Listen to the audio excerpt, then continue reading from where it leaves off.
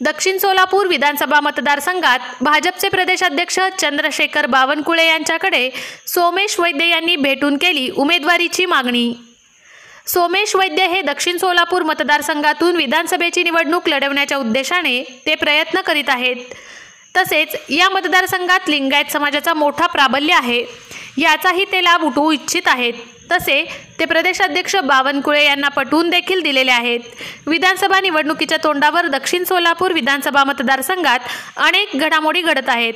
दक्षिणमध्ये काँग्रेसकडून इच्छुकांची संख्या सर्वाधिक आहे।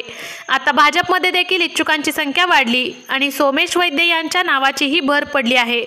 काही दिवसांपूर्वी सोमेश वैद्य यांना भाजपचे 6 ते 7 माजी नगरसेवकांसह माजी उपमहापौर राजेश काळे यांनीही पाठिंबा पत्र देऊन त्यांना दक्षिणमधून उमेदवारी द्यावी अशी मागणी केली होती। आता वैद्य यांनी थेट प्रदेशाध्यक्ष चंद्रशेखर बावनकुळे यांच्यापर्यंत पोहोचले आहेत आणि त्यांनी भाजपचे सक्रिय सदस्य देखील झालेले आहेत। तसेच त्यांनी दक्षिण सोलापूर विधानसभा मतदारसंघातून पक्षाकडून विधानसभेची उमेदवारी द्यावी अशी मागणीही त्यांनी केली आहे। मागील 2 महिन्यापासून सोमनाथ वैद्य यांनी दक्षिण विधानसभा मतदारसंघात विविध सामाजिक उपक्रम राबवून आपल्या नावाची चर्चा घडवून आणली आहे। त्यामुळे आता दक्षिणमध्ये प्रत्येकाच्या तोंडून वैद्य यांचे नाव निघत असल्याने त्यांनी विधानसभा निवडणूक लढवली तर निश्चितच त्यांना फायदा होईल अशी चर्चा आहे।